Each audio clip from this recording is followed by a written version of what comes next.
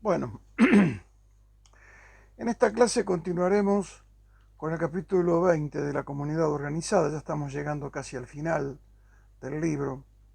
Habíamos llegado hasta la expansión de las ideas de Grecia a través del Imperio Romano, imperio que tendrá su hora de esplendor, de asimilación del cristianismo y finalmente entrará en un crepúsculo y desaparecerá, como ha ocurrido y ocurrirá con todos los imperios a lo largo de la historia. De todos modos, el Imperio Romano dejó en cada una de sus partes nociones del derecho, nociones de aquella revelación cristiana que se expandió a través del imperio y que se irá conservando aquella cultura en estadios religiosos. Perón dice que la fe se refugió en las abadías, junto a los altares y en los conventos.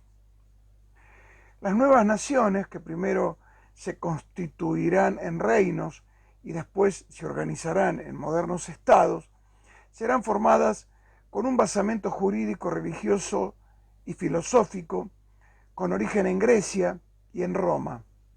De hecho, los idiomas romances, románicos o románticos vienen de allá. Nuestro castellano, el francés, el italiano, el portugués, el rumano y otros idiomas tendrán origen en el latín, aquel idioma romano nacido en las comarcas del Lacio. La Edad Media es de Dios, dice Perón, y en ella se labra la gesta del Renacimiento. Aquella edad produjo santos y demonios. En medio del derrumbe y en medio de la desolación, el hombre se aferró a la fe y se hizo fuerte en la fe. O sea, la fe se vio fortalecida por la desgracia, como suele ocurrir. El Estado moderno tardará en sobrevenir, pero en torno a aquellas monarquías comenzarán a perfilarse lo que siglos después serán las modernas nacionalidades. Surgen los primeros municipios y los primeros gremios en los que se asocian los artesanos. El hombre tenía fe en sí mismo y esa fe le lleva a lanzarse al océano y a llegar a América. Gran parte de los países navegantes de Europa se lanzan al mar, algunos llegan a África y otros llegan a América. La escuela tomista dice que, o sea, la escuela de Santo Tomás de Aquino, dice que el fin del Estado es la educación del hombre para una vida virtuosa. Y aquí la permanente oscilación volverá a darse en la discusión de si la formación, esa formación educativa, debe ser para el individualismo o para el colectivismo, para el materialismo o para la espiritualidad. Así surge el humanismo, en el que la teoría deja de ser teocéntrica para pasar a ser antropocéntrica. O sea, Dios deja de ser el centro del universo para el ser humano y el centro del universo comienza a ser precisamente el ser humano. Se pasa de esta manera del apogeo de los absolutos al desprecio de los absolutos. La intensa espiritualidad iba a desembocar casi de manera fatal en el apogeo del materialismo. Llegan los contractualistas con una visión ya desencantada del hombre, que se sostiene en aquel aforismo de Hobbes que dice que el homo lupus hominis, el hombre es lobo del hombre. Así comienza a fragmentarse los reinos y a surgir las modernas nacionalidades a la luz de un racionalismo basado en aquel desencanto. Y así llega la Revolución Francesa y se abre una nueva era para la humanidad con el surgimiento de las nuevas democracias. Perón se pregunta si era necesario en ese momento de la Revolución Francesa que para pasar del absolutismo a la voluntad del ciudadano se cegara en este ciudadano toda posibilidad espiritual. El pensamiento democrático, aún en estado de larvación, se cifrará sobre el absolutismo. De ahí se pasa al marxismo y al idealismo hegeliano y consecuentemente a la deificación del Estado, que producirá la insectificación del ser humano. La deificación del Estado significa convertir al Estado en Dios. Eso termina por aplastar bajo la mampostería de ese Estado totalitario, deificado.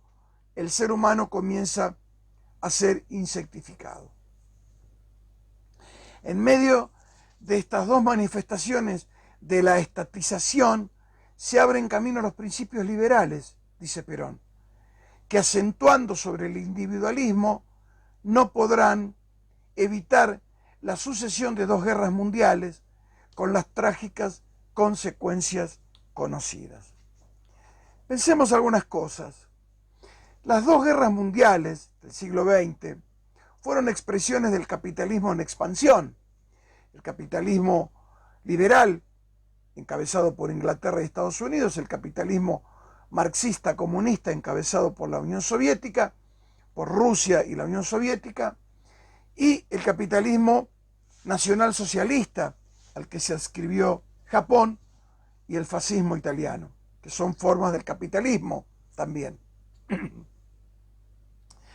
¿Qué buscan estos imperialismos al producir la guerra, al expandirse?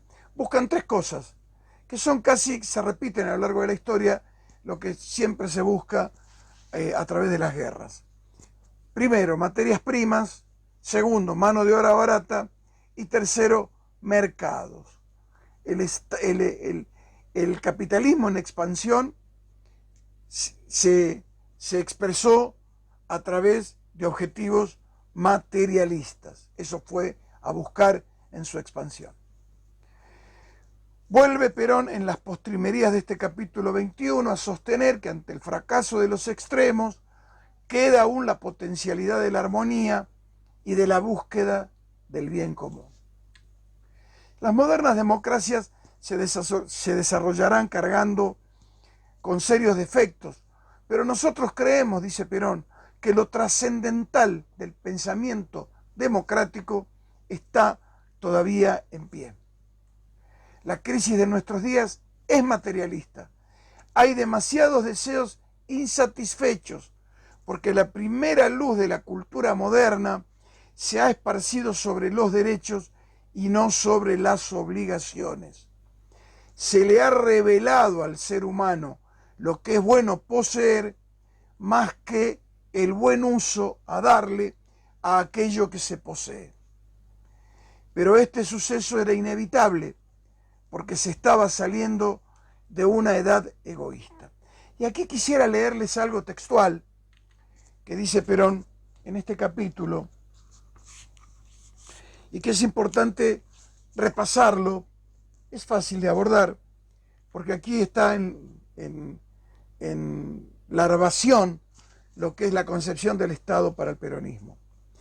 Ni la justicia social ni la libertad, motores de nuestro tiempo, son comprensibles en una comunidad montada sobre seres insectificados, a menos que, a modo de dolorosa solución, el ideal se concentre en el mecanismo omnipotente del Estado.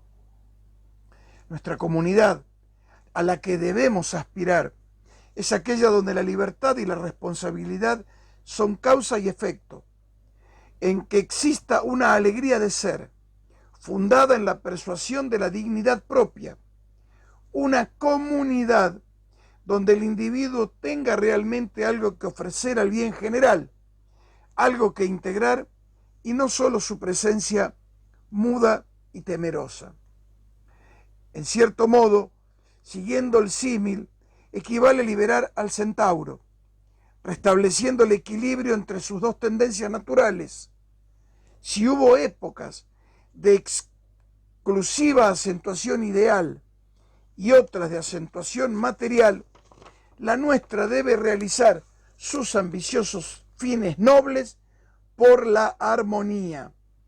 no podremos restablecer la edad centauro solo sobre el músculo bestial ni sobre su solo cerebro, sino una edad suma de valores por la armonía de aquellas fuerzas simplemente físicas y aquellas que obran el milagro de que los cielos nos resulten familiares. Bueno, el resto de este capítulo, el 21, es extraordinario y es casi una síntesis de la doctrina peronista. Son 2 páginas, léanlas por favor, léanlas porque ahí van a encontrar la respuesta a muchas preguntas políticas que tienen absoluta vigencia. Bueno, por hoy nada más. El próximo jueves subiremos la última clase y después nos pondremos de acuerdo en una fecha para poder hacer un vivo y poder canalizar todas las preguntas que ya pueden ir enviando. Muchas gracias por hoy. Muchas gracias.